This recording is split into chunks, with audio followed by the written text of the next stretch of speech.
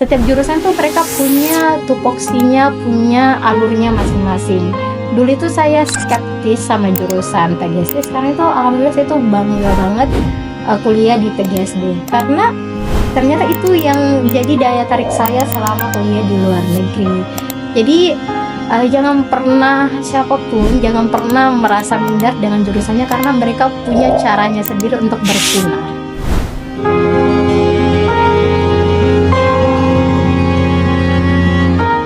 Assalamualaikum warahmatullahi wabarakatuh. Shalom, Om Swastiastu, Namo Buddhaya, dan salam kebajikan Rahayu. Hai Sobat PGSD, kembali lagi di podcast Suara PGSD. PGSD bersuara.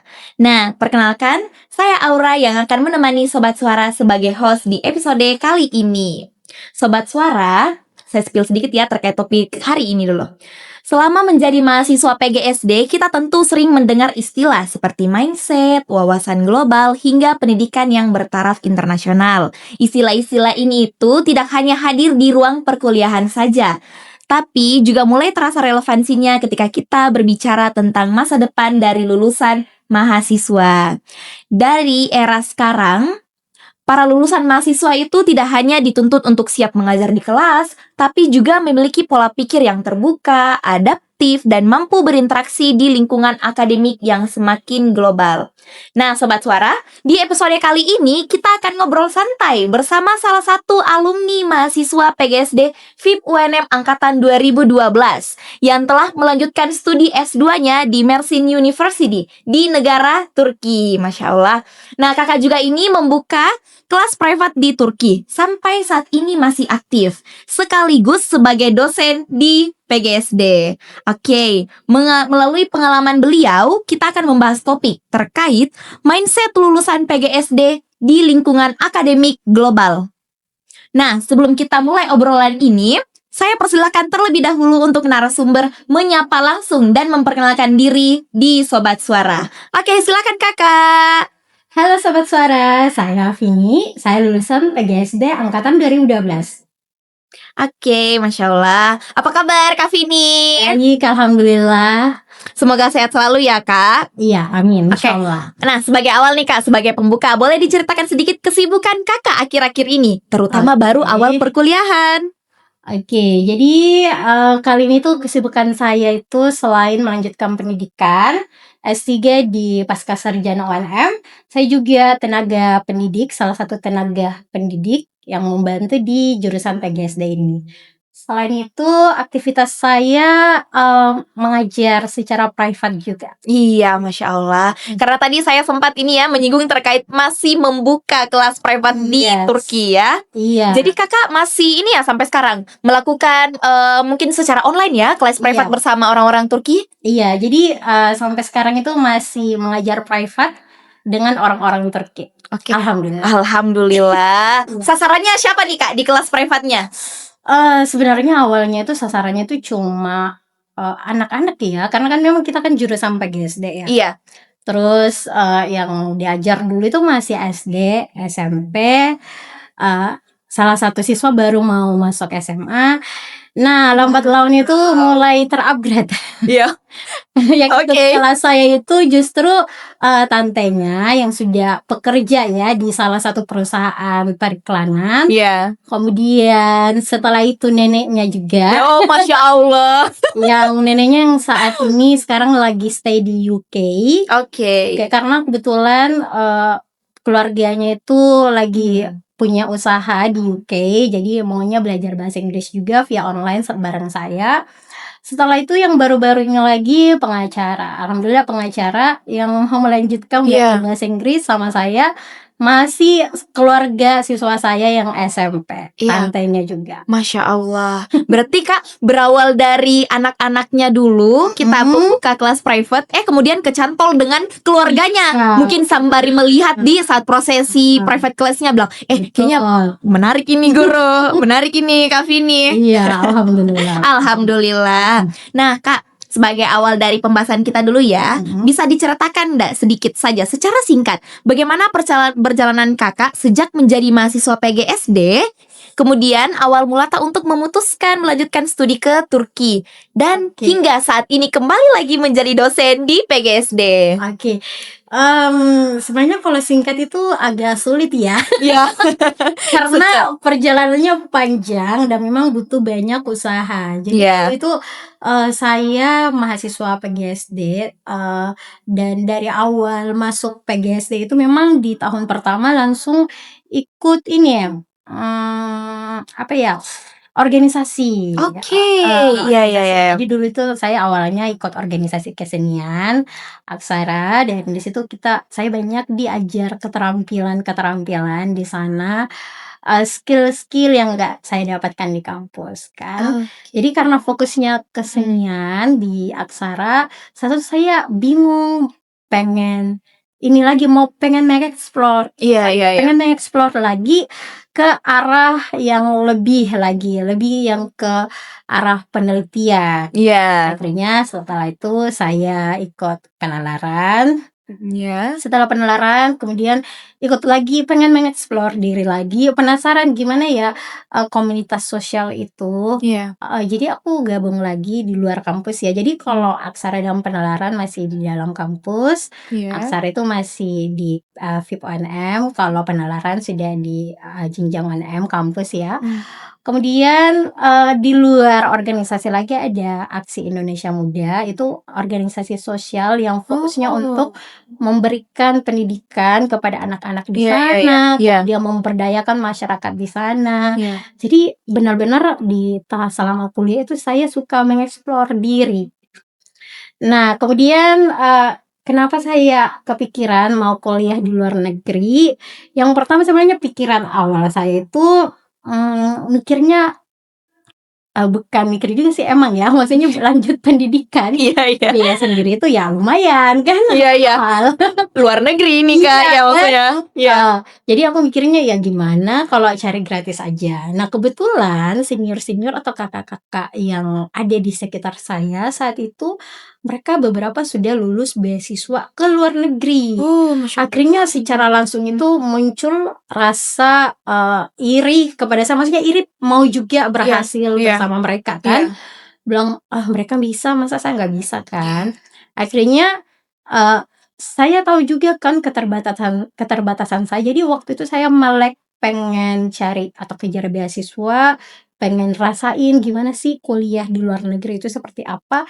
Itu sebenarnya kayaknya semester 4 deh, tahun kedua. Iya, wow, masih awal-awal ya, Kak? Iya, tahun kedua. Iya. Tapi atau semester 5, saya lupa, intinya udah hampir mau PPL KKN waktu itu kan. Nah, karena udah mau hampir PPL KKN, saya tahu dong keterbatasan saya, karena rata-rata yang lulus beasiswa, kakak-kakak di sekitar saya itu, mereka itu Masya Allah track record-nya itu luar biasa, seperti Iya. menang lomba dan lain Iya. sebagainya. Saya itu tidak ada. Jadi Oh. iya, jadi saya Iya, iya. ibaratnya tuh tidak ada kayak prestasi kayak gitu ya. Iya, iya, iya. Jadi malah minder sebelum mencoba. Ternyata mereka itu udah luar biasa dari tahun pertama. Saya itu tidak ada. Yang pertama itu mungkin selain kurang informasi,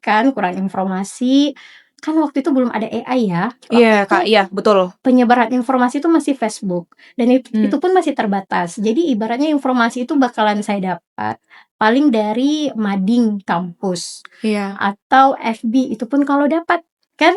Iya, Kak. Jadi bisa dibilang informasi yang ada di dekat saya atau mungkin di FYP Facebook saya itu kurang. Jadi ikut lomba-lomba itu saya nggak tahu, padahal saya termasuk suka tantangan loh. Iya, iya. Iya, jadi dulu itu waktu zaman SMP atau SMA, kalau misalnya ada lomba-lomba, walaupun aku skill-nya masih kurang di situ, ikut aja.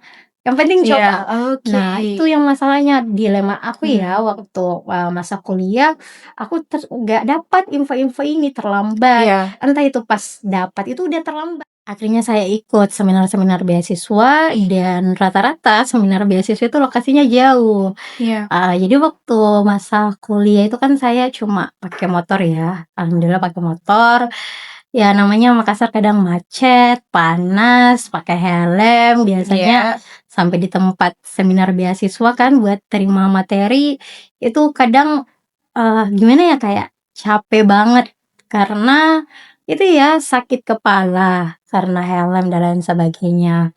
Tapi karena kembali lagi ke tujuannya saya itu mau ke luar negeri Iya. buat lanjut kuliah, pengen termotivasi sama kakak-kakak yang ada di sekitar saya, akhirnya saya paksakan buat terima materi itu, beasiswa. Dan terima materi beasiswanya justru bikin down lagi. Oke. Kenapa nih, Kak? Iya, karena ya mereka rata-rata kan punya prestasi kan kayak gitu. Jadi aduh, dan rata-rata juga yang awardee yang saya temui langsung ketika sharing session terkait beasiswa itu, mereka itu rata-rata jurusan-jurusan IPA kayak MIPA kan, Oh, biologi yang Iya. ada eksperimen-eksperimen.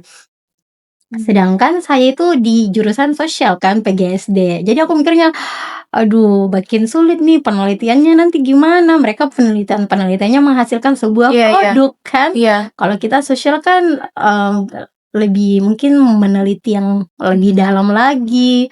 Jadi saya fokusnya itu mereka penelitiannya menghasilkan produk. Makanya itu saya sampai down lagi. Belum prestasi, belum penelitian.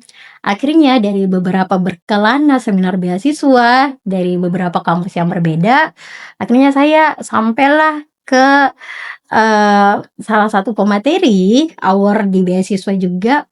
Dia ngomong gini, sebenarnya cara kita menerjemahkan prestasi itu beda-beda. Jadi prestasi itu nggak mesti harus juara-juara. Jadi apapun itu bisa dianggap prestasi. Misalnya mungkin exchange kan, pertukaran atau apa dianggap prestasi. Aku langsung kepikiran, oh iya gimana kalau saya menerjemahkan prestasi itu dalam bentuk berbeda. Kan salah satu hal yang poinnya saya itu saya aktif berorganisasi kan. Dan alhamdulillah seaktif-aktifnya saya organisasi, saya juga tetap akademiknya bagus dalam kelas. Karena memang masa-masa itu saya suka eksplorasi tapi juga suka maksudnya suka challenge diri sendiri. Walaupun saya suka nge-explore, beraktivitas di luar, pokoknya saya juga mau tetap akademik saya itu bagus, nilai saya bagus di kelas, tetap berprestasi di kelas. Maksudnya bukan berprestasi juara, tapi nilainya bagus lah. Dan alhamdulillah saya aktif di luar, aktif dalam kelas juga, jadi nilaiku nggak anjlok karena keaktifan organisasi. Seimbang di Saya mampu menyeimbangkan itu, dan itu yang saya jadikan prestasi. Karena saya percaya diri, saya percaya diri dengan keaktifan saya organisasi bisa saya seimbangkan dengan akademik saya. Itu yang saya jadikan prestasi. Makanya ketika daftar beasiswa, biasanya orang tulis juara 1, lomba ini. Saya tulis ya. Saya bukan juara. Aktif ketua panitia. Iya. Pengalaman panitia organisasi. Jadi pengalaman organisasi yang saya tulis ketua panitia. Penjelasannya berhasil menyukseskan kegiatan ini dengan jumlah panitia yang hanya seperti berhasil mengkoordinasikan segala dalam bentuk panitia banyak gitu ya. Iya betul. Jadi saya tulis lagi yang ini kegiatannya besar, penontonnya sampai ratusan, tapi dengan panitia yang terbatas cuma 5 atau 10 orang, ternyata saya mampu koordinasikan semuanya bla bla bla bla bla. Saya tulis seperti itu, pokoknya semua rentetan itu tuh. Kemudian misalnya waktu SMA kan juga itu sebenarnya nggak ada seperti juara kan. Tapi waktu itu kalau nggak salah sempat dikasih sertifikat kayak berprestasi baik lah, tapi bukan juara 1 terbaik, bukan kayak gitu. Cuma itu yang saya jadikan di bagian prestasi. Pokoknya yang saya kepanitiaan, keorganisasian, itu yang saya jadikan prestasi. Jadi selama kuliah pulang balik ikut seminar beasiswa buat cari informasi, saya udah buat CV. Jadi itu salah satu triknya biar saya nggak lupa apa yang sudah saya terima kan. Kepanitiaan, saya kumpulkan sertifikatnya. Waktu itu harus ada sertifikat ya. Iya. Jadi ikut seminar beasiswa kan juga ada sertifikat sebagai pendengar kan, sebagai audiens. Itu saya kumpulkan, itu saya di kolom prestasi itu, kolom pelatihan, kolom keorganisasian ya saya tulislah ikut ini misalnya aksara, AIM, penalaran dan lain sebagainya. Pokoknya begitulah cara saya menerjemahkan sebuah prestasi, karena saya juga mau ikut lomba, pas akhir-akhir udah mau PPLKKN kan, Iya. ikut lomba udah nanggung, Iya, kan lagi udah sibuk-sibuknya. mau skripsi Iya, kan, semuanya tuh sedih kan, tapi ya udah karena alhamdulillah dapat pemateri, eee, bilang prestasi itu nggak mesti kita artikan terlalu kecil, sesuai dengan perspektif kita masing-masing. Akhirnya adalah yang bisa aku tulis di kolom prestasi kan, dan alhamdulillah setelah itu mungkin ya, Tuhan mendengar doa saya ya. Alhamdulillah, dengan sedih-sedihnya selama masa kuliah nggak bisa dapat, prestasi seperti award-award atau mungkin teman-teman yang sudah keduluan ya track record-nya, lulus di PGSD juga alhamdulillah jadi, lulusan terbaik pertama Masya waktu itu ya. Allah. Jadi Iya. lulusan terbaik pertama di jurusan PGSD, lulusan terbaik 3 di tingkat fakultas. Iya, Masya Kalau Allah. nggak salah ya, ya insyaallah Iya, benar ya. Masya Allah. Akhirnya dapatlah saya kan piagam penghargaan, lulusan terbaik 1 PGSD, lulusan terbaik 3 tingkat fakultas, dapatlah lagi prestasi. Jadi alhamdulillah senang banget waktu itu. Iya. Dan setelah perjuangan itu kan sudah lama ya, jadi dari 2 tahunan lah Iya, berjuang. iya, Itu betul. pun 2 tahun Wow. bukan ini loh, bukan buat nge-apply, tapi buat cari informasi. Iya, iya. Beda sama sekarang itu mereka sudah bisa cari di Google, Iya. AI, ikut seminar beasiswa, nggak mesti harus face to face, bisa online, di mana aja, kapan aja. Pokoknya sekarang itu informasi beasiswa tumpah-tumpah. Kalau dulu itu saya perjuangkan untuk dapat gimana caranya biar, berhasil kan, karena Iya. masih kurang waktu itu informasi-informasi itu kan. Karena juga kita mau tanyakan yang, spesifik tertentu nggak dibahas secara online, mungkin di YouTube ya Iya, waktu iya, itu iya. ya. Akhirnya ya alhamdulillah, perjuangan 2 tahun itu belum apply beasiswa, baru mempersiapkan diri. Kekurangannya Wow. saya Iya, iya, iya, iya. memenuhi kekurangan saya. Jadi karena saya sudah kejar informasi beasiswa, saya tahu kurang prestasi kan, saya cari solusinya selama, 2 tahun terakhir di kampus itu. Iya. Kumpulkan informasi, siaplah informasi-informasi saya, oh ternyata beasiswa ini triknya begini begini begini, udah siap. Sayangnya saya nggak punya kemampuan bahasa Inggris. Nah, Oke. gimana kan? Iya, iya. Tantangan lagi kan? Oh iya ya, karena yang kita tuju ini melanjutkan perkuliahan di luar negeri. Benar Otomatis sekali. ada keterbatasan bahasa sehari-hari, Tak. Iya, dan Oke. saya tuh, ya Allah, bahasa Inggris 0, benar-benar 0. Dasar pun tidak ada ya, Kak? Iya, paling Jadi- yes no. Seperti biasa ya. Iya, Yes, tapi no. kalau speak Iya, iya. nggak bisa, serius nggak Iya. bisa banget. Jadi gimana, Kak? Nih. Akhirnya, sempat ya setelah lulus tiba-tiba ditelepon sama keluarga, "Kamu nanti mau apa sih? Mau lanjut S2? Mau lanjut ke luar negeri?" "Ya nggak masa?" "Nah iya." "Terus gimana?"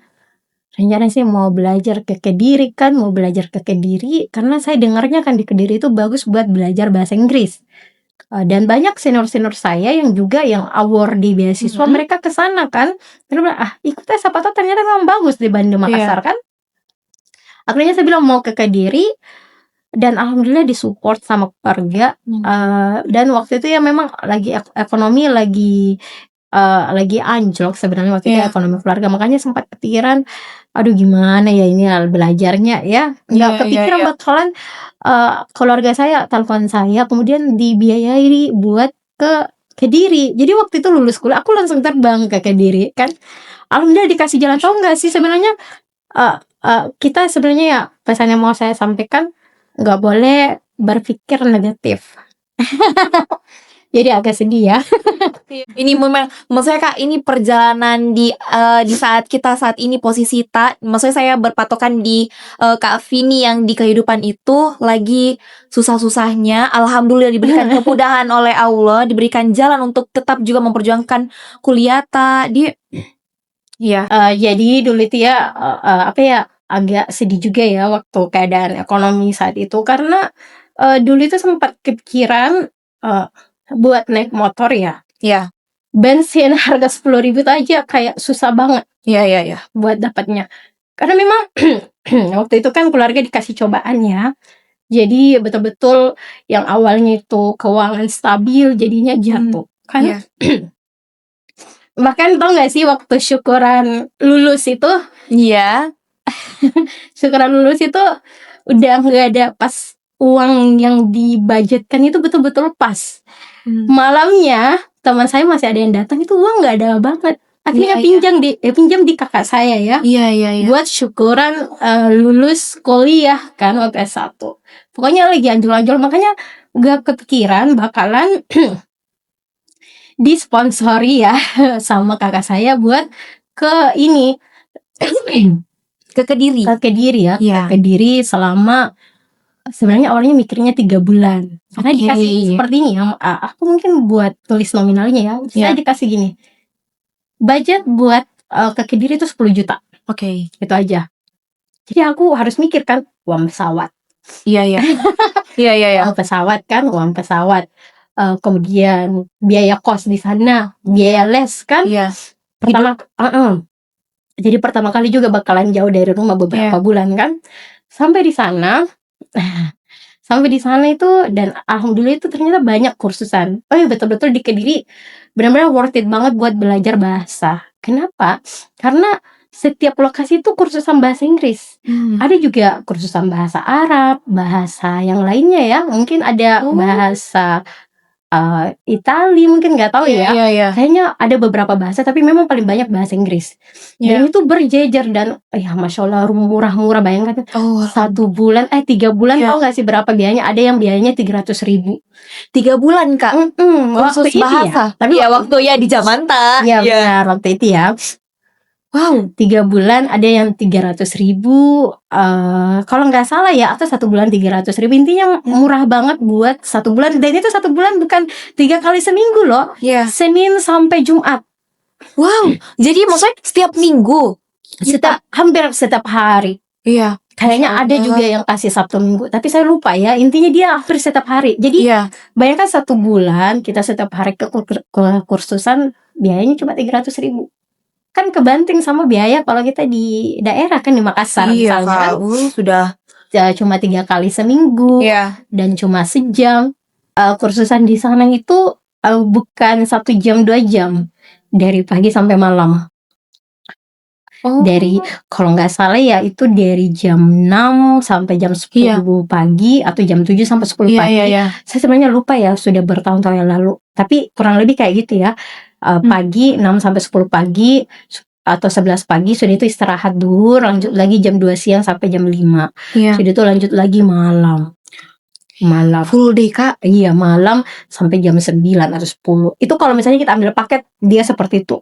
Waktu saya awal-awal saya carinya murah, dan alhamdulillah yang paling murah di sana justru terkenal dengan beda-beda ya. Kursusan di sana itu ada yang terkenal dengan speakingnya, ada yang terkenal dengan grammarnya.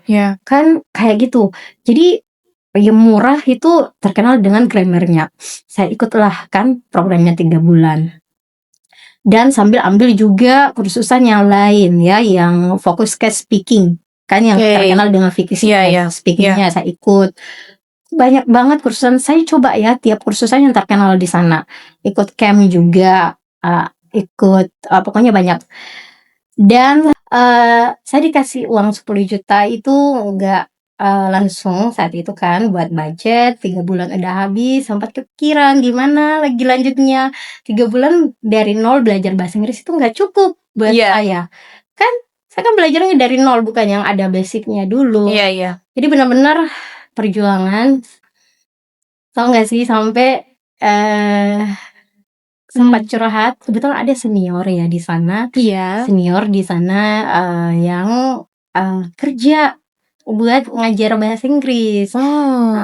Akhirnya saya minta kan, Kak, saya mau lanjut ini, mau lanjut apa, itu malu-malu, sebenarnya malu banget ya buat minta tolong. Tapi benar-benar minta tolong, Kak, saya mau lanjut belajar, belum mau pulang, tapi udah nggak ada uang. Ada nggak sih kayak kerja sambil belajar kayak gitu kan?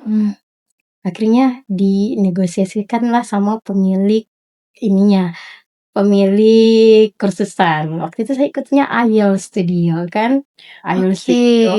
Itu benar-benar, masya Allah orang-orangnya di sana, pengajarnya tuh saling membantu banget. Iya. Saya ikut IELTS Studio waktu itu khusus IELTS karena kan saya mau targetnya keluar negeri, berarti harus ambil TOEFL atau Iya, IELTS kan. Saya milihnya IELTS. Belajar campnya enggak 3 bulan sih, sempat 3 bulan, sorry bukan 3 bulan ya, 6 bulan ya. Setelah 6 Iya, bulan itu aku luar udah biasa. kehabisan duit Iya, dari wow. 10 juta. Dan tau 6 gak sih bulan. kenapa 10 juta itu bisa masih tersimpan untuk selama 6 bulan itu? Ya. Karena selama hidup di sana itu aku sambil puasa biar hemat. Oh, iya Kak. Iya. Biar hemat biaya kan. Untuk biaya kehidupan sehari-hari. Biaya makan biar hemat. Padahal Masya makan di sana tuh Allah. murah loh. Kediri di Kak? Cuma Kediri 500 perak. Kangkung kita sudah bisa dapat kangkung yang sudah ditumis ya. Iya. 500 perak udah bisa. Sayur kangkung yang sudah jadi. Iya, di sana 500 perak, 1000 perak udah bisa. Murah loh di sana. Cuma kan saya mikirnya bukan untuk 3 bulan 10 juta kalau bisa lah. Dipres mungkin. Dipres jadi bukan karena murahnya, karena jangan sampai pikirnya murah kan bakalan tetap habis. Namanya uang kan bakalan Kak, habis kan. Betul. Jadi makanya uang 10 juta itu bisa sampai 6 bulan waktu itu. Dan 3 bulan yang berjuang dari beberapa kursusan, 3 bulan khusus di IELTS Studio, fokus ambil IELTS. Iya. Kalau nggak salah ingat ya saya, atau 1 bulan karena udah lama ya. Iya. Nah setelah itu akhirnya udah habis, benar-benar habis uang, tinggal tiket pesawat balik kan. Aku bilang aduh nggak bisa nih, pokoknya saya nggak mau pulang waktu itu karena belum tercapai kemampuan bahasa Inggris yang saya harapkan kan. Belum bisa speaking, sudah tahu teorinya, grammarnya sudah banyak tahu, tapi speaking masih nggak bisa. Curhat lah kan sama kakak yang tadi saya ulang ya. Iya. Curhat sama kakak yang ada di sana, senior, satu kampus juga kita di UNM, tapi beda jurusan. Iya. Kebetulan beliau lagi kerja di sana. Saya minta beasiswa kalau nggak ada beasiswa kerja sambil belajar, nggak apa-apa. Iya. Dinegosiasikan, alhamdulillah pihak IELTS Studio itu menerima saya buat ikut program beasiswanya. Kalau nggak salah beasiswa buat belajar. Setelah itu juga selang-seling buat kerja sambil belajar. Jadi awalnya tuh beasiswa full, tapi saya lupa berapa bulan ya. Beasiswa full maksudnya ikut belajar full. Iya, ikut belajar full Ki. Terus sama selang-seling. Disitulah alhamdulillah kan dia berjuang lagi. Dan walaupun kan udah hampir habis uang kan, jadi sama selama di IELTS juga sambil puasa juga kan, buat ngepres biaya makan kan. Dan alhamdulillah waktu sempat magang yang pas dia setengah kerja, setengah hari kerja, setengah hari belajar. Alhamdulillah pihak IELTS Studio itu memberikan makan kan kepada kita kan, alhamdulillah. Jadi ya alhamdulillah tertutupi lagi. Jadi perjuangan juga selama di Kediri. Alhamdulillah itu saya ada 10 bulan. Kalau nggak salah hampir 1 tahun lah. Wow, untuk menghabiskan waktu belajar bahasa Inggris saja di Kediri sambil dengan maksudnya kita juga bertahan hidup di sana. Nah itu cuma kemampuan saya cuma segitu aja buat biaya kan, dan juga kamu sudah dipanggil pulang sama orang tua kan. Iya. Padahal saya merasa belum cukup belajar bahasa Inggris. Tapi tau gak sih, emang selalu ya ada jalannya kita itu ya, kalau impiannya dipenuhi dengan usaha itu Allah itu dengar loh. Karena saya kan udah pulang, belum selesai belajar bahasa Inggris dong. Ya pulang gimana ya, belum lagi kan kita mau berjuang cari beasiswa. Iya Kak, betul. Beasiswa itu kan nggak langsung lulus, prosesnya bisa 1 tahun, 2 tahun kan. Iya. Untuk seleksinya itu ya Kak. Iya. Akhirnya saya pulang lah, aku mutar otak gimana caranya itu bahasa Inggris aku bisa terpakai sambil kejar beasiswa. Akhirnya saya ngajukan lamaran ke semua SD swasta internasional di Makassar. Harus. Kenapa? Karena pokoknya bahasa Inggris aku harus terpakai. Iya. Aku daftar beberapa itu, aku masukkan lamaran pekerjaan. Alhamdulillah lulus. Tapi itu bukan yang langsung ditelepon ya, buat kerja after 3 months, setelah 3 bulan. Menunggu lagi Kak. Jadi selama proses itu 3 bulan kemudian ada yang nelpon Ya. buat ngajar di sekolahnya, dan alhamdulillah di sana sekolahnya full English. Bayangkan saya justru hampir belajar bahasa Inggris sama anak SD di sana. Jadi selain anaknya juga belajar, kita pun juga belajar. Iya, benar. Iya. Ya Masya Allah, sampai kita kan pertama kali aku ngajar di sekolah internasional ya. Oke. Semua anaknya tuh bisa bahasa Inggris. Jadi alhamdulillah banget, selain bahasa Inggris aku dari Kediri bisa terpakai biar kosakatanya itu enggak dilupa ya. Sambil belajar bahasa Inggris lagi di sana bareng anak-anaknya kan. Iya. Masya Allah, kan memang bahasa pengantarnya bahasa Inggris ya. Jadi singkat kata, setelah itu selama kerja ya saya sambil kejar beasiswa. Itu pun jatuh bangun. Karena saya apply semua beasiswa yang ada. Saya sudah apply beasiswa Australia, UK, LPDP, beasiswa Korea Selatan, beasiswa Jepang. Kayaknya Jepang belum sempat. Beasiswa Turki. Jepang belum sempat. Udah baru mau daftar beasiswa Jepang, udah ada pengumuman dari beasiswa Turki. Lulusnya di beasiswa Turki. Alhamdulillah. Jadi nggak lanjut lagi. Iya. Jadi kita maksudnya sebelum akhirnya alhamdulillah kita mendapatkan rezeki untuk mendapatkan beasiswa di Turki, kita mendaftar di semua negara terlebih dahulu. Iya. Kan pengennya kuliah di luar negeri ya. Waktu itu saya nggak patok harus di negara ini. Intinya di luar negeri yang negara maju kan, aku pikirnya kan. Oke, pokoknya intinya di luar negeri. Saya ngerasain gimana pendidikan di sana, gimana rasa vibes-nya ke belajar di luar negeri dengan orang-orang yang kita beda bahasa, beda budaya kan. Itu saya penasaran banget, makanya pengen ke luar negeri kan. Jadi memang ya, dan alhamdulillah itu beasiswa Turki itu saya lolos di percobaan pertama. Kak. Jadi kan saya kenapa mention ini, karena memang dulu sempat ada award di beasiswa itu, Masya Allah perjuangannya lebih lagi, yang gagal di beberapa kali beasiswa tertentu, tapi akhirnya yang kali ketiga atau keempat atau kelima entah lah ya, intinya lulus. Kan ada perjuangan seperti itu ya. Kalau saya perjuangannya kan baru 1 tahun tuh saya baru berani buat apply beasiswa, karena udah ada bahasa Inggris, akhirnya bisalah saya ngerti apa-apa persyaratannya kan. Selama 1 tahun itu memang saya jatuh di beberapa beasiswa lainnya. Beasiswa Turki, alhamdulillah setelah itu udah ada ini kan, panggilan kelulusan, panggilan wawancara, lulus. Nah itu memang kali pertama coba dan daftar, lulus. Alhamdulillah. Tapi kembali lagi di perjuangan sebelumnya ya, beasiswa Turki itu sebenarnya saya sudah tahu dari sebelumnya, dan persyaratannya itu sudah saya penuhi sebelumnya. Tadi kan saya sudah mention kan, selama kuliah itu saya sudah siapkan CV. Iya, betul Kak. Jadi benar-benar saya di tahun satu langkah lebih maju Jadi benar-benar pas di tahun itu ketika saya sudah siap buat apply beasiswa, semua berkas saya itu sudah siap. Jadi tinggal apply, coba lihat hasilnya seperti apa. Jadi itu sih sebenarnya salah satu langkah maju saya atau langkah track record saya ya, dibanding orang-orang yang mungkin sudah punya banyak prestasi kan, dan juara. Saya fokus di dokumen-dokumen kelengkapannya semua. Bayangkan itu saya dokumen-dokumen semuanya sudah siap di 2 tahun sebelumnya. Insyaallah. Tinggal daftar beasiswanya, karena waktu itu kan belum bisa bahasa Inggris. Jadi ya saya gimana cara daftar beasiswa, masa pakai Google Translate? Kalau lulus gimana? Wawancara gimana kan?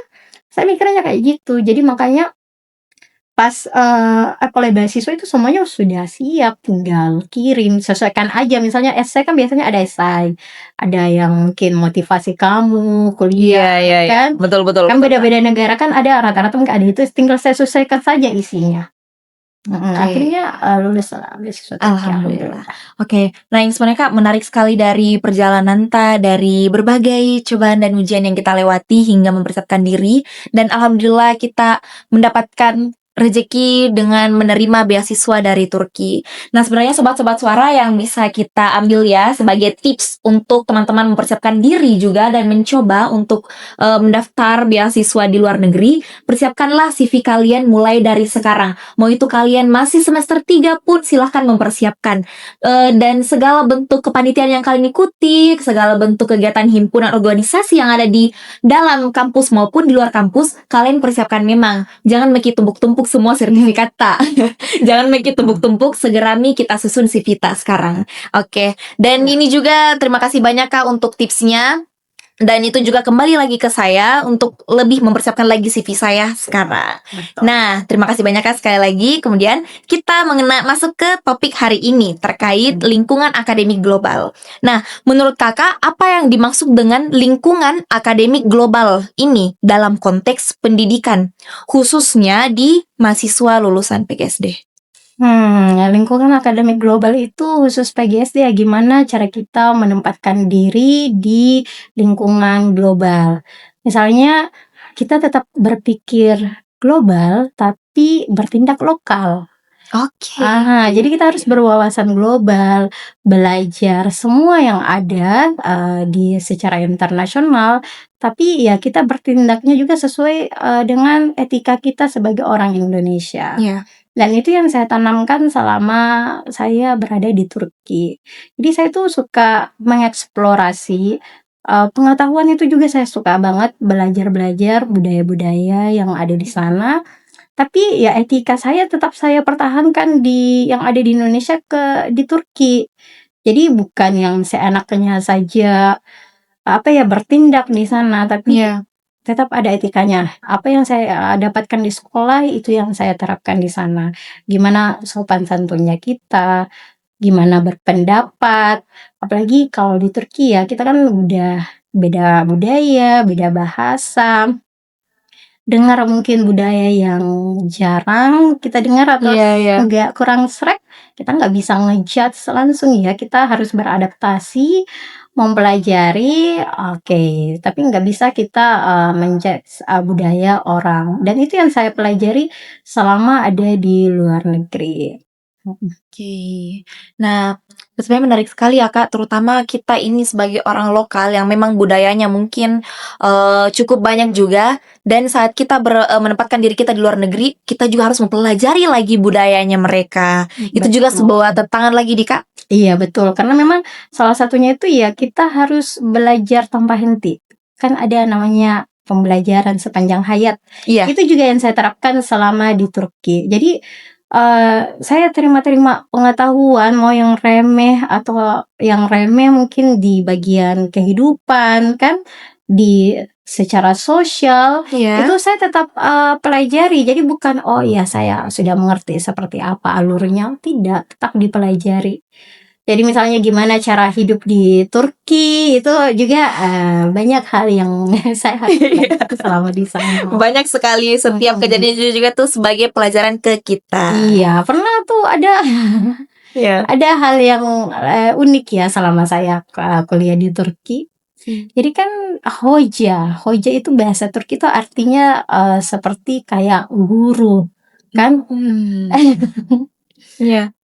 Dulu itu kan saya pikirnya ya hoja guru pokoknya orang yang ngajar kita kan, mau guru, dosen kita panggilnya hoja. Iya. Misalnya Aura hoja. Oh. Aura hoja. Iya. Suatu hari teman kelas saya, kan di kelas saya itu saya cuma sendiri orang Indonesia, orang luar, intinya semuanya tuh orang Turki. Jadi satu kelas itu saya kuliah di Turki tuh serasa kelas private. Soalnya kita satu kelas itu cuma 5 orang kalau nggak salah, 5 atau 6. Oh iya. Saya satu-satunya orang Indonesia, lainnya orang Turki. Oke. Suatu hari ada teman saya yang bertanya, dia bilang begini, Vini hoja. Oh ya Allah, berarti kakak dikira guru ya? Bukan, Gimana? belum selesai. Oh, belum? Kamu Iya. selesai. Vini hojam, ini perkuliahan bagaimana tugasnya? Kayak gitu kan, cuma nanya soal perkuliahan. Iya. Saya jelasin, sudah tuh saya bilang, maaf saya bukan hojam. Oh iya, masih awal nih Kak. Iya, terus Terus, dijawab, tau gak sih? Dijawab kan beliau orang Turki asli kan. Dijawab, oh iya di Turki tuh hoja itu bukan cuma untuk guru atau pengajar, tapi orang yang dituakan atau kayak dihormati, dihargai. Iya, panggilan hojanya ini. Iya makanya langsung ya ampun, waktu itu kan malu banget. Dan ini hal yang kecil ya, hal yang Iya. hoja kan itu maksudnya gelar yang saya rasa waktu itu kayak untuk pendidik, masya Allah kayak gitu kan. Makanya saya nggak mau ngaku-ngaku kan, waktu itu kan saya masih pelajar. Iya Kak. Dan ternyata hal ini justru yang saya pelajari, makanya nih yang saya terapkan, belajar sepanjang hayat, seremeh apapun itu, sekecil apapun tetap bakalan saya pelajarin. Dan kata hoja itu saya baru tahu, ternyata untuk orang yang dituakan, jadi nggak mesti harus tenaga pendidik, orang yang dihargai juga bisa kita panggil hoja. Itu ya budaya-budaya yang saya dapat di Turki. Dan saya skill ini sebenarnya saya dapatkan di PGSD, kemudian saya terapkan di luar negeri. Makanya yang saya bilang itu kita berwawasan global tapi harus bertindak lokal. Iya, oke, menarik sekali Kak. Dan sebuah memang pengalaman yang menarik ya saat berkuliah di sana. Oke, nah setelah kita bicara soal definisi nih Kak, saya ingin tarik lagi ke pengalaman Tak lagi yang lebih nyata. Sebagai lulusan PGSD, apa tantangan mindset pertama Tak yang kita rasakan ketika masuk ke lingkungan akademik di luar negeri? Iya. Oke, betul sekali. Ini sebenarnya yang menarik ya. Sebenarnya ada sesuatu yang perlu saya sharing. Saya harap anak-anak PGSD jangan pernah berpikiran seperti ini ya. Jadi waktu sebelum saya keluar negeri ya, saya tuh skeptis sama jurusan sendiri. Jurusan PGSD. Kenapa? Karena ya tadi kan sempat saya bahas mungkin ya, waktu selama kuliah itu kejar beasiswa, awardee atau pemateri itu rata-rata kan bukan sosial, MIPA dan lain-lainnya. Saya tuh sempat kayak, aduh saya salah ambil jurusan deh. Saya sempat loh berpikiran seperti itu. Karena saking gak adanya itu anak sosial, saya dapatkan itu sebagai pemateri yang saya temui secara langsung kan. Makanya skeptis sama jurusan, karena jurusan ya kita ngajarnya di pendidikan dasar gitu kan. Dan tau gak sih, justru berguna banget loh selama saya di Turki, bahkan sampai di karir saya saat ini. Jadi seperti ini, selama di Turki ada hal yang menarik ya. Mindsetnya saya itu awalnya skeptis sama jurusan sendiri. Akhirnya di Turki itu saya belajar, itu worth it banget jurusan saya. Kenapa?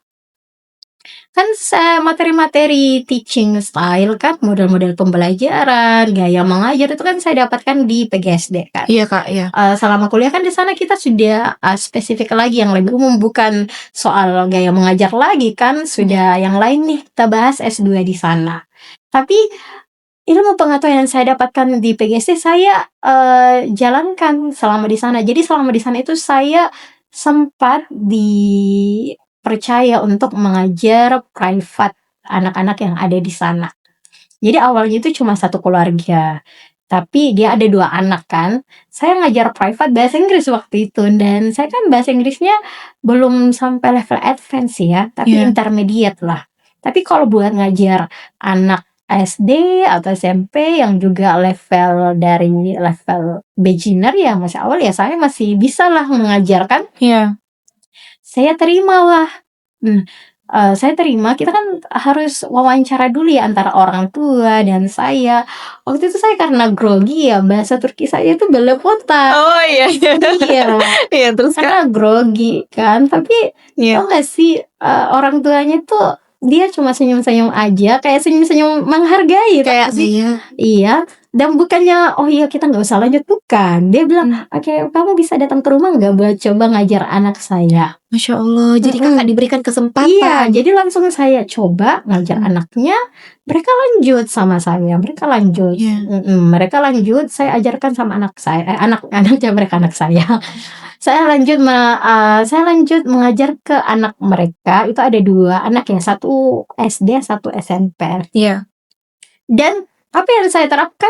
Saya terapkan gaya-gaya mengajar, model mengajar. Iya, model mengajar yang mungkin saya dapatkan di PGSD, di Turki, itu yang saya ajarkan. lambat laun ada ke teman rekan kerja bapaknya itu cari juga grup private bahasa Inggris buat anaknya. Jadi dari mulut ke mulut saya ditawari lah. Saya lanjut lah kan ke rumah lain. Masih ngajar di rumah yang sama tapi Iya. tambah lagi siswanya. Dengan keadaan yang sama. Mereka tahu bilang, oh iya saya bahasa Inggris saya seperti ini. Mereka tetap lanjut sama saya. Karena mereka suka gaya mengajar saya ke anaknya. Jadi saya itu punya aturan. Bukan aturan sih, prinsip saya menerapkan setiap, saya kan dibayar per bulan ya, Iya, setiap Kak. bulan itu saya tanyakan ke pihak orang tua, apakah mereka mau melanjutkan, belajar anaknya itu sama saya. Karena saya mikirnya, ya jangan sampai mereka merasa nggak cocok cara mengajar saya ke anak mereka kan. Iya. Tapi alhamdulillah nggak pernah ada yang berhenti. Mereka tetap lanjut.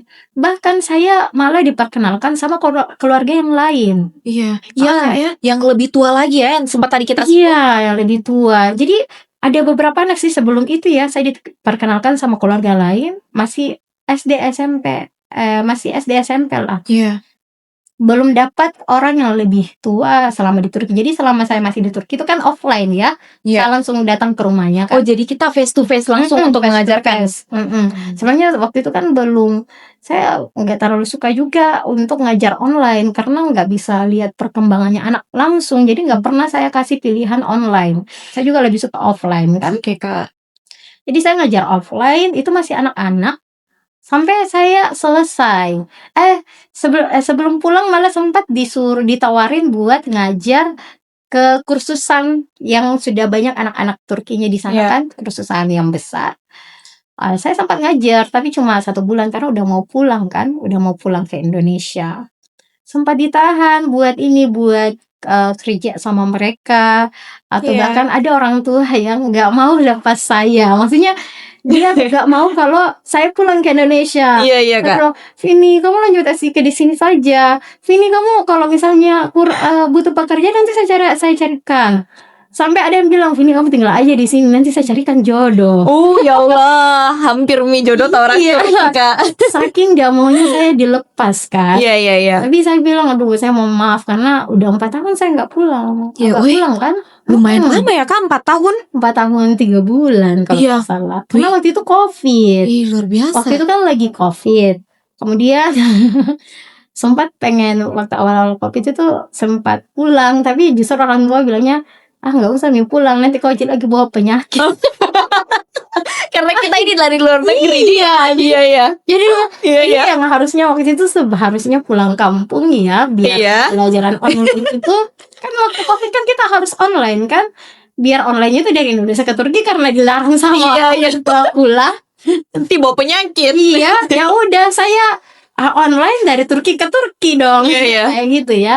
Jadi ya 4 tahun 3 bulan saya nggak pulang ya pasti saya kangen dong sama orang rumah juga ya, pengen pulang aja ke rumah. Turki itu serasa rumah kedua untuk saya ya. Betul-betul alhamdulillah orang-orang yang saya temui itu betul-betul mendukung saya baik di kampus, di tempat saya kerja kan, di kampus itu saya didukung sama dosen-dosennya di sana, betul-betul mereka mengerti sebagai perantau dari yang jauh datang ke Turki itu mereka betul-betul mendukung saya sepenuhnya. Baik pengurusan administrasi semuanya penuh dengan bantuannya mereka. Kelancaran studi saya, ujian, Masya Allah betul-betul bimbing sama mereka. Bayangkan saya ujian akhir, Iya. itu kan biasanya ujian akhir kita lah yang sediakan makanan. Iya, betul, Kak. Iya, betul. Tau gak sih dosen pembimbing saya yang sediakan? Jadi kita datang untuk presentasi hasil dari proposal, Kak. Terima beres. Masa? Benar. Ujian akhir itu kan sebenarnya kalau di sana itu kita kayak cemilan-cemilan biskuit aja gitu kan. Iya. Oh, bukan Bias- Jinasindos di. Bukan. Cuma kan biasanya begitu kan mahasiswa yang siapkan. Iya. Nah ini dosen pembimbing saya yang siapkan sudah ada piring, Iya. teh, apa buat para penguji. Wow, mahasiswanya yang maksudnya dia sediakan untuk mahasiswanya. Masya Kan memang di sana Allah. ada pembuat tehnya ya. Pokoknya saya itu nggak kerja, terima beres, masuk ruangan, siapkan laptop, siap ujian akhir. Oh ya, yang menghubungi dosen luar juga kan, penguji kita kan harus ada satu dari luar kampus kan. Iya. Waktu itu dari luar kota. Yang menghubungi juga beliau. Dosen pembimbing tak yang Iya, menghubungi langsung. benar. Jadi betul-betul alhamdulillah Oke. banget ya, saya ketemu sama dosen yang sangat mendukung sekali. Iya. Yang itu yang betul-betul saya syukuri, saya ketemu sama keluarga-keluarga anak didik saya yang saya ajar private juga Iya. itu mendukung banget. Pokoknya mereka bilang, "Vini, kamu kalau ada apa-apa hubungin saya ya." Sampai eh, saya dibelikan baju dan lain Iya, iya. sebagainya. Iya, Masya mereka itu Allah. betul-betul kayak welcome banget dan mengerti, oh mahasiswa jauh dari keluarga. Aku kadang dikasih baju, makanan, dikasih tip yang alhamdulillah sebelum pulang sempat dikasih tip yang banyak dari nenek-nenek siswa saya. Iya. Semua apa yang saya terapkan karena saya mengajar anaknya mereka itu pakai gaya mengajar yang mereka suka, anaknya suka.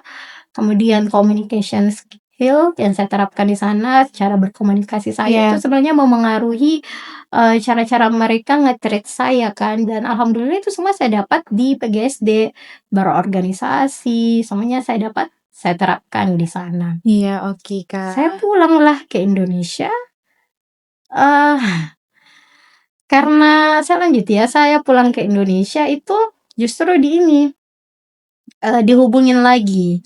Jadi sebelum pulang kan, saya kan banyak siswa ya, banyak siswa private. Akhirnya saya harus cari orang buat menggantikan saya. Iya. Saya pilih satu orang, kan di kota saya itu masih jarang mahasiswa Indonesia kan. Terus mereka nggak mau sama mahasiswa Turki, bukan mahasiswa sorry, orang Turki, mereka nggak Iya. mau. Saya nggak tahu apa alasannya, atau mungkin mereka kurang sreg sama gaya mengajarnya. Iya. Intinya saya akhir-akhir baru tahu, di sana itu ternyata mereka fokus di grammar bukan speaking, sedangkan anak ini itu rata-rata itu pengennya mereka bisa speaking kan. Oke. Iya. Jadi Iya. ya katanya ya mereka nggak suka sama orang Turki kayak gitu kan, pengennya cari orang luar. Makanya saya ditanya, "Vin, tolong carikan teman kamu yang orang luar yang bisa gantikan kamu ngajar." Aku carikan bahasa Inggrisnya itu lebih bagus dari saya, dia itu udah level advance. Kalau saya Oke. kan masih Iya. intermediate kan, level advance. Nah ternyata 1 bulan setelah itu, saya dihubungin lagi, itu saya sudah di Indonesia ya, sudah Oh, pulang. iya, iya, iya. Saya dihubungin lagi, "Vini, bisa nggak sih carikan yang lain?" Karena kebetulan teman yang saya dapatkan itu bukan background pendidikan. Jadi mungkin, kurangnya mungkin di gaya Iya, mengajar Kak, kali iya. ya. Model cara mereka Mhm. pembelajarannya. Bener, mungkin bedanya di situ karena kalau dibilang konten bahasa Inggris sudah level advance kan.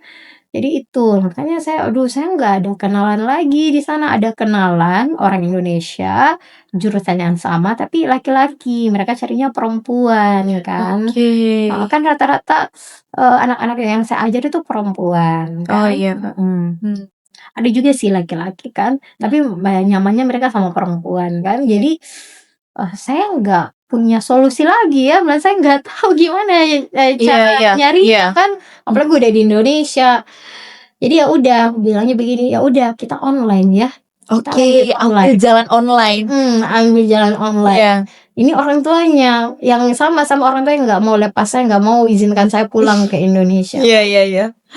Akhirnya aku ngajarlah online. Jadi ngajar bahasa Inggris, yang anak-anak yang di Turki via online kan.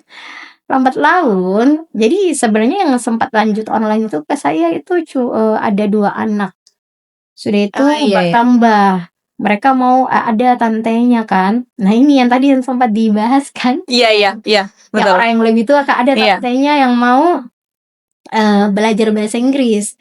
Cari ke saya lagi kan, ditanya, "Vini kamu bisa nggak ajar ini, tantenya ini butuh ini," kan Iya. butuh praktik, praktik speaking kayak gitu ya.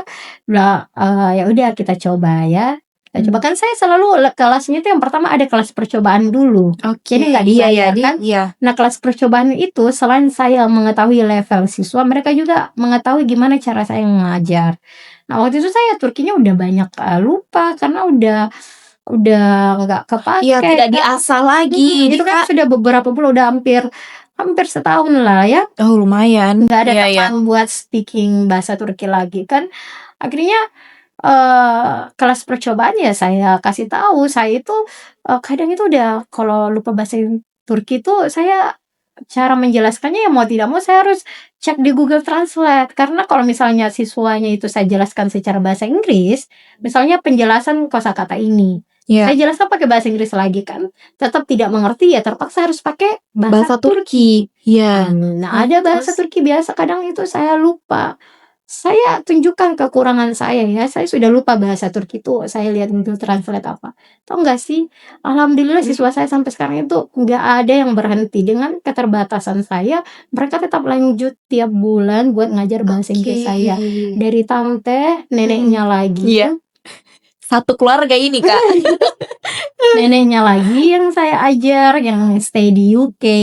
Katanya beliau kenapa mau belajar bahasa Inggris karena sudah stay di UK, tapi karena lingkungannya itu orang Turki semua, jadi mereka pakai bahasa Turki, Iya, iya. bahasa Inggris, makanya mau belajar bahasa Inggris sama saya. Sudah itu lagi siswa yang satunya lagi minta lagi tantenya buat diajar bahasa Inggris. Jadi yang sebelumnya itu saya ajar pekerja kantoran yang di perusahaan periklanan yang baru-baru ini, baru 2 hari 3 hari itu pengacara. Dan sama lucunya lagi mereka kalau belajar sama saya itu mereka siapkan Google Translate juga. Jadi kan mereka ini ya share screen Google Translate-nya. Jadi Jadi sama-sama baku jadi translate. iya betul. Jadi misalnya nih mereka lagi ceritakan, misalnya curhat gitu, misalnya kayak bahas, saya tanya pekerjaannya dalam bentuk bahasa Inggris biar mereka Iya. tapi karena seru ya mereka bahas kalian curhat itu kan pakai bahasa Turki. Karena saya bilang saya nggak mengerti ada beberapa kalau saya tidak mengerti. Iya. Mereka sigap banget Google Translate-nya. Oke. Mereka pakai Google Translate Turki bahasa Inggris, sudah itu mereka sebutkan dalam bahasa Inggris. Oh, ternyata seperti Iya, ternyata yang kalian bahas ini. benar. Effort ya. Maksudnya Iya. saya ini menganggap ini sebagai effort untuk siswanya Iya, agar bisa tetap betul. berkomunikasi dengan kita di. Betul. Iya. Jadi ya alhamdulillah ya. Pokoknya ya sebenarnya yang jadi daya jual saya di pembelajaran private bahasa Inggris itu di teaching style-nya. Oke. Di gaya mengajar saya, cara mengajar saya, dan itu yang saya dapatkan di PGSD. Makanya tadi sempat saya mention kepada para sobat suara, jangan pernah setiap jurusan tuh mereka punya tupoksinya, punya alurnya masing-masing. Dulu itu saya skeptis sama jurusan PGSD, sekarang itu alhamdulillah saya tuh bangga banget kuliah di PGSD karena ternyata itu yang jadi daya tarik saya selama kuliah di luar negeri. Jadi jangan pernah siapapun jangan pernah merasa minder dengan jurusannya karena mereka punya caranya sendiri untuk bersinar. Oke. Iya. Menarik Kak, menarik banget. Oke, karena maksudnya melihat dari ini ya tadi pengalamannya Kakak maupun keluarga yang kita ampu untuk kelas private-nya, dari sekian banyaknya yang ditawari orang-orang yang memang mempunyai kemampuan yang melebihi kita malah, tapi tetap pada ujung-ujungnya kembali ke Kak Vini. Ke saya. Nyamannya memang di Kak Vini. Berarti ini memang bentuk, maksudnya keluarga yang di Turki ini melihat sebuah ada ketertarikan dari Kak Vini, mulai dari gaya belajar mungkin, pendekatan, karena kembali nyamannya di Kak Vini. Oke, Masya Allah. Ini juga membuka perspektif baru sebenarnya ya Kak. Ternyata banyak sekali faktor non akademik yang paling berpengaruh. Betul. Nah, kemudian selanjutnya nih Kak, berdasarkan pengalaman tak lagi, sejauh ini kompetensi apa saja yang perlu dimiliki oleh mahasiswa PGSD maupun lulusan PGSD jika ingin melanjutkan studinya di lingkungan akademik global? Oke, jadi betul-betul mulai sekarang ya para sobat suara, silakan mengeksplor diri kalian sebanyak-banyaknya di tempat manapun. Jika kalian penasaran dengan hal tertentu, cari tahu dan explore. Karena itu yang saya lakukan selama kuliah. Jadi kekurangan saya itu saya explore lagi gimana caranya bisa menjadi kelebihan kayak gitu ya. Jadi mulai sekarang untuk sobat suara, silakan mengeksplorasi diri, matangkan diri, perbaiki communication skill-nya. Oke. Public speaking itu penting karena itu juga cara kita berkomunikasi di luar, bagaimana cara kita memengaruhi orang lain itu juga dari kemampuan berbicara kita. Dan masih sama ya, berpikir global tapi bertindak lokal. Jadi kita tetap mempertahankan etika-etika yang kita pelajari, yang kita Iya. dapatkan di Indonesia, kita terapkan juga di sana atau di luar negeri. Jadi seperti itu. Dan salah satu yang penting itu jangan pernah berhenti belajar karena apapun itu bisa kita pelajari. Ya Oke, kayak gitu. menarik sekali Kak, terima kasih banyak. Jadi yang bisa kita ambil nih ya Sobat Suara, kompetensi dari yang Kak Vini tadi jelaskan, banyaklah mengeksplor. Selagi kalian masih muda, perbanyaklah mempelajari Betul. segala hal. Jangan takut untuk mencoba semuanya. Kemudian upgrade lagi public speaking kalian, terutama dari ini ya, segi komunikasi. Benar. Ya. Kemudian berpikir global itu boleh, tapi sembari bertindak lokal. Iya Kak? Benar. Oke. Sebenarnya ini juga masuk menjadi closing statement ya pada episode Iya. episode kali ini teman-teman. Oke, nah mungkin sebelum kita akhiri obrolan, mungkin ada pesan yang masih mau kita sampaikan kepada Sobat Suara di kamera Oke. sebagai penutup untuk episode kali ini. Oke, untuk Sobat Suara, jangan pernah menyerah. Lebih baik mencoba daripada tidak sama sekali. Terima kasih. Oke, singkat padat namun sangat membekas ya tentunya. Jangan pernah menyerah untuk mencoba.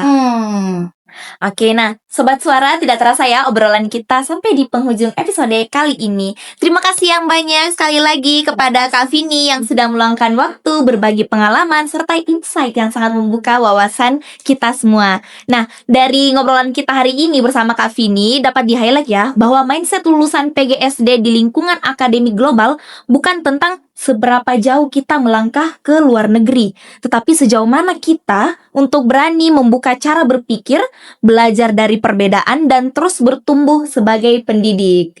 Nah, semoga obrolan hari ini bersama Kak Vini bisa menjadi bekal dan inspirasi bagi Sobat Suara, khususnya calon guru PGSD. Oke, saya Aura dan Saya Vini. pamit undur diri. Terima kasih yang spesial untuk Sobat Suara yang sudah mendengarkan podcast hingga akhir. And see you on next podcast. Dadah!